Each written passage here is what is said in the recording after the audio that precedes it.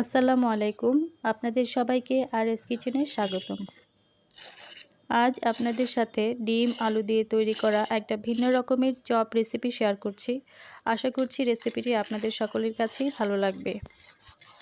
এটি ঠিক কতটা ক্রিসপি হয়েছে আপনারা শব্দ শুনেই বুঝতে পারছেন, আর খেতে কিন্তু ভীষণ টেস্টি। আপনার কাছে আলুর চপ বলতে যা বোঝায় এটা কিন্তু তার চাইতে ভিন্ন রকমের। তো চলুন সরাসরি আমরা রেসিপিতে চলে যাই। এর জন্য আমি সেদ্ধ করা 2টা ডিমের সাদা অংশ নিয়ে নিচ্ছি গ্রেট করে। আর আমি এখানে হাফ কাপ পরিমাণ গ্রেট করা আলু নিয়ে নিচ্ছি।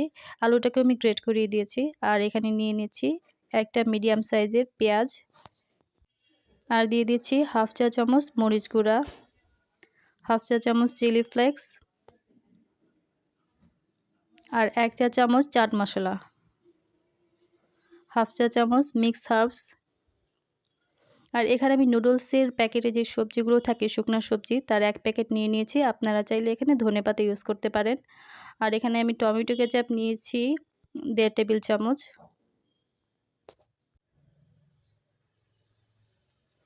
লবণ স্বাদ মতো, মেয়োনিজ নিয়েছি আমি 1 টেবিল চামচ। আপনারা চাইলে মেয়োনিজ স্কিপ করতে পারেন, তবে এটাতে টেস্টটা অনেক ভালো আসবে।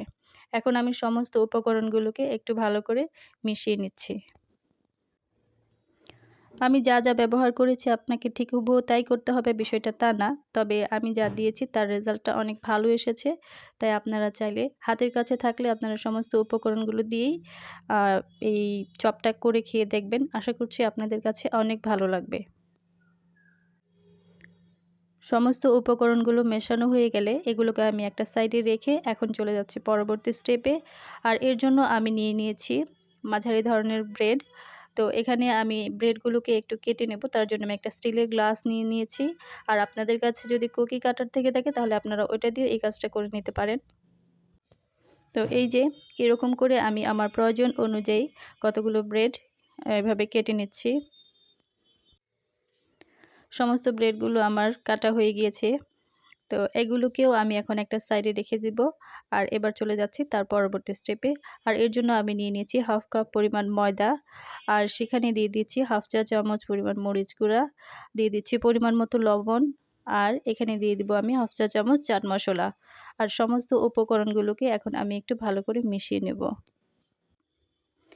সমস্ত উপকরণগুলো মেশানোর পরে আমি এখানে অল্প অল্প করে পানি মেশাবো। তো আমি হাফ কাপ পানি নিয়েছি। হাফ কাপ পানির সবটুকু পানি আমি এখানে দিব না। প্রথমে অল্প পরিমাণে পানি দিয়ে তারপরে মিশিয়ে আবার এর মধ্যে পানি দিয়ে আমি একটা পাতলা ডো তৈরি করে নেব।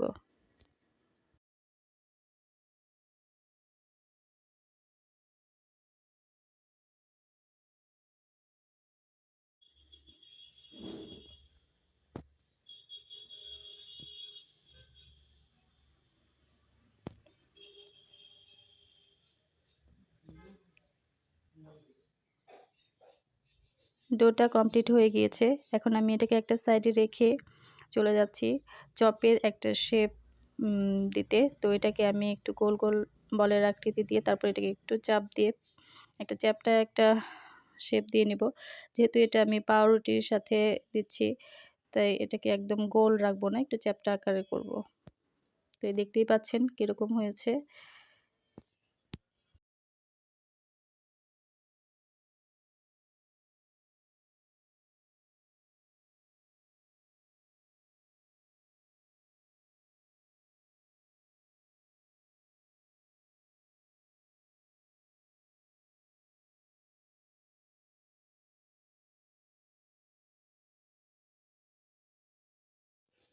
সমস্ত চপগুলো বানানো হয়ে গেলে এখন আমি ব্রেডের সাথে এগুলোকে দিয়ে নিব। তো প্রথমে আমি একটা ব্রেড দিয়ে তার মধ্যে ওই চপটা দিয়ে দিচ্ছি। তার উপরে আমি এখন আরেকটা ব্রেড দিব। এখন এটাকে হালকা একটু চেপে একপাশে রেখে দেব। এভাবে করে আমি প্রত্যেকটা চপ রেডি করে নেব।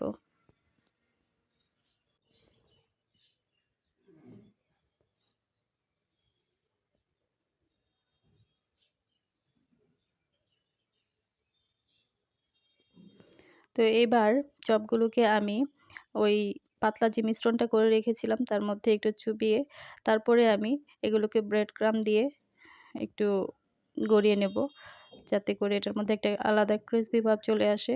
তো এই ব্রেড ক্রাম্বগুলো কিন্তু আমি বাসায় করেছি, আর আপনারা চাইলে দোকান থেকে কিনে এনে করতে পারেন,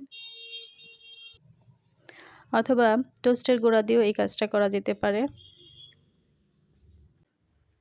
তো এইভাবে করে এখন আমি প্রত্যেকটা চপ তৈরি করে নেব।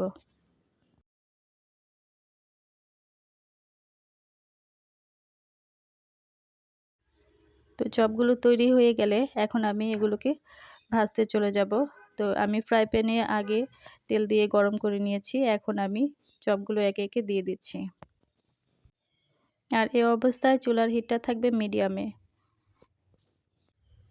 চপগুলো ফ্রাই প্যানে দেওয়ার পরে আমি এগুলোকে কিছুক্ষণ নাড়াচাড়া করব না। যখন নিচের অংশটা মোটামুটি একটু হয়ে আসবে, তারপরে আমি এগুলোকে উল্টে দেব।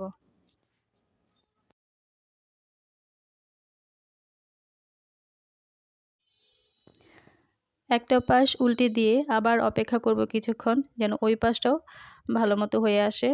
তো এইভাবে ২-১ বার উল্টে পাল্টে দেওয়ার পরে যখন চপগুলো পুরোপুরি হয়ে যাবে, তখন আমি একে একে তেল ছাড়িয়ে এগুলোকে উঠিয়ে নেব।